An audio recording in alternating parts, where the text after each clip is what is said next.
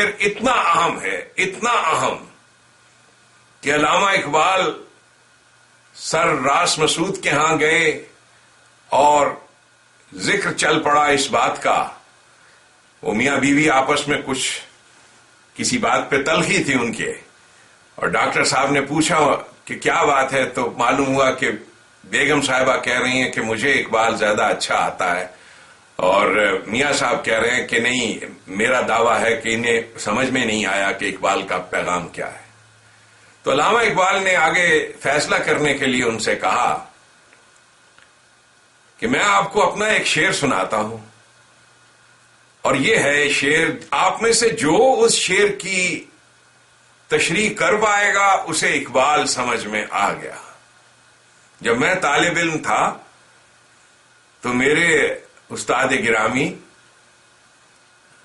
حسن ابدال cadet college میں سید علی اختر زیدی صاحب مرحوم، انہوں نے باتوں ہی باتوں میں اس چیز کا ذکر کیا اور کہا کہ میں بھی آپ کے سامنے وہ شعر سناتا ہوں، پر ساتھ انہوں نے یہ اضافہ کیا کہ جسے یہ شعر سمجھ میں آ گیا، نہ صرف یہ کہ اسے اقبال سمجھ میں آ گیا، اسے قرآن بھی سمجھ میں آ جائے گا. یہ کیا شعر ہے؟ وہ شعر ہے، یہ مصرع لکھ دیا کس شوخ نے محراب مسجد پر،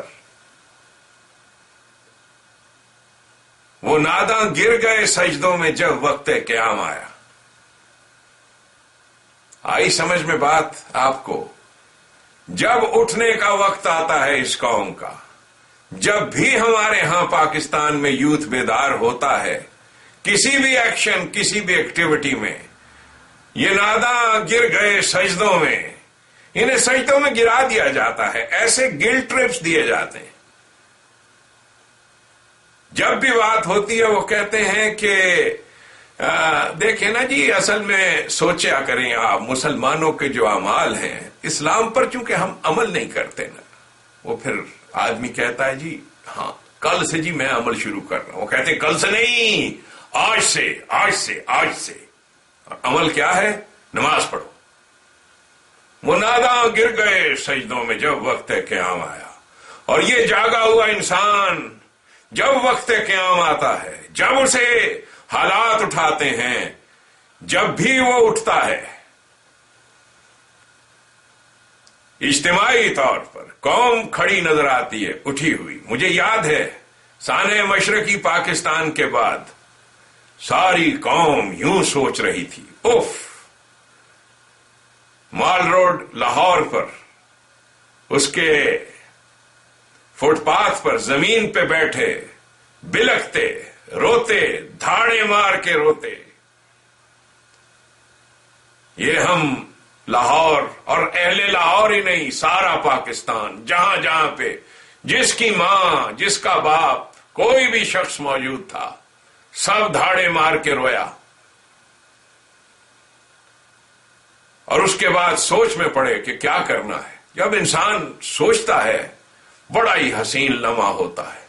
آ گئے یہ لوگ گلٹ ٹرپ دینے والے کہ ہمیں شکست اس لیے ہوئی ہے کہ ہم اسلام پر عمل نہیں کرتے.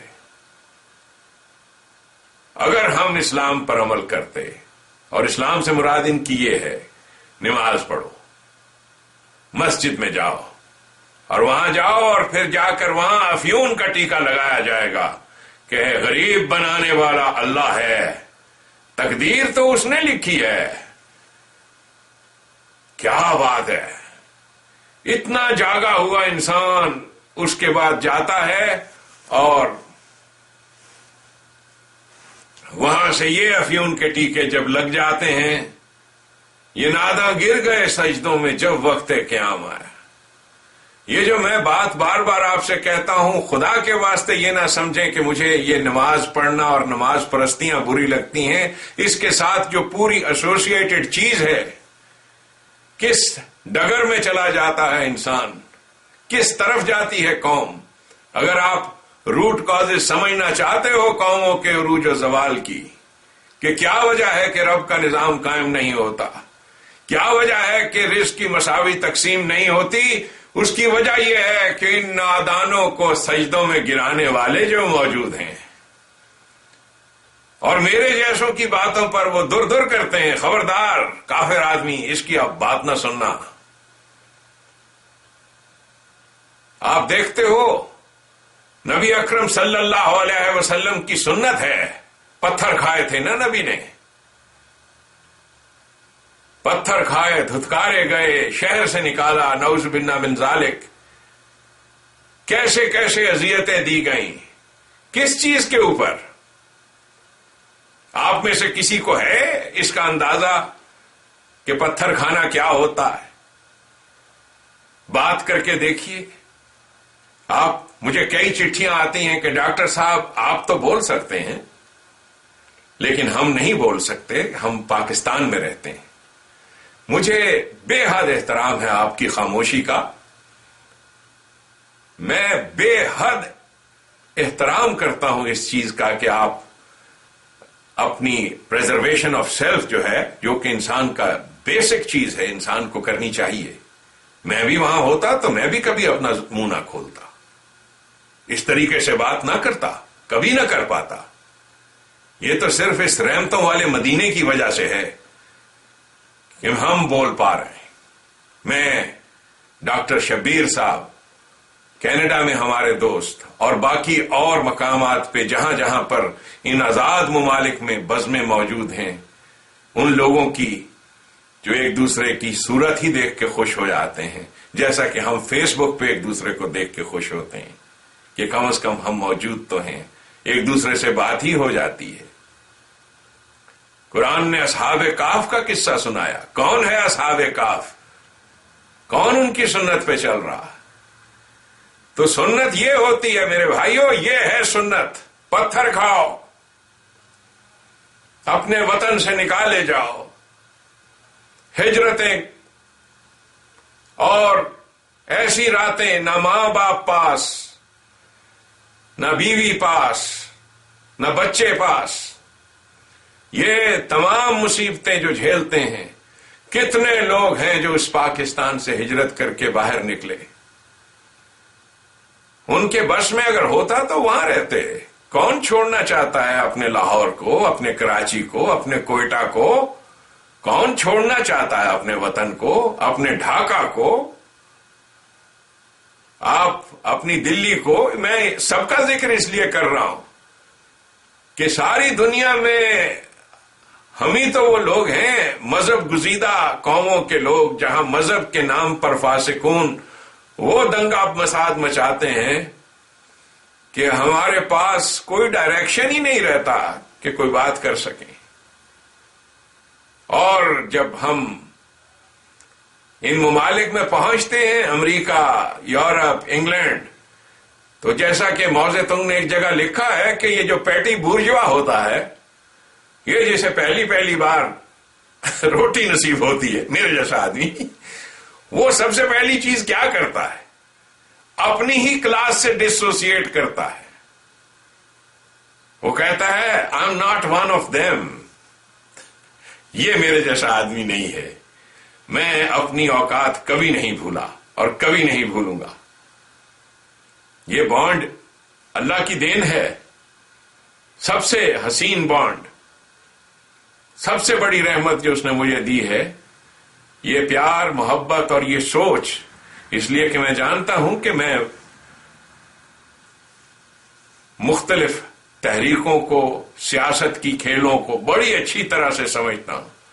جب مومن قرآن کی آنکھ سے چیزیں دیکھتا ہے تو وہ عین اللہ بن جاتا ہے.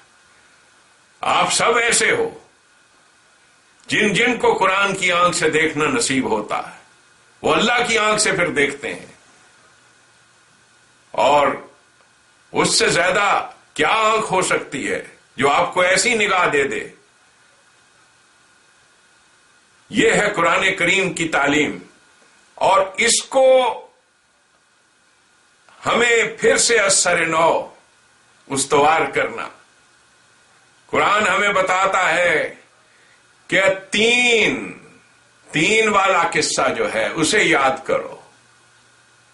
وہ کیا قصہ ہے؟ نوح علیہ السلام، وہ یہ جو ماؤنٹین ہے جس کا ذکر ہے، یہ ماؤنٹ ارارات، ٹرکی میں ہے، اس کے بارے میں یہ ماؤنٹین ایسوسیٹڈ ہے حضرت نوح کے ساتھ. وہ زیتون، اس کے پیغام کو بھی یاد کر لو، عیسیٰ علیہ السلام کے پیغام کو، وہ جو برابری کے لیے نوجوانی میں جب انہوں نے آواز اٹھائی تو ان بڑے بزرگوں نے کہا کہ اس بچونگڑے کی آواز ہم نے کیا سن کے کرنی ہے، یہ تو کل کا بچہ ہے. لیکن انہوں نے آواز اٹھائی کس کے خلاف؟ اسی نظام سرمایہ داری کے خلاف. وہیں کہا کہ ہمیں یہ حکم ہے اللہ کا کہ ہمیں صلاۃ قائم کرنی ہے، نظام صلاۃ قائم کرنا ہے، برابری کا نظام، جہاں انسانوں کو ان کی نشو و نما کے لیے ایکول اپرچونٹی دی جائے گی. آت الزکات. اور اس کے بعد وطور سینین، یاد کر لو اس موسیٰ کو.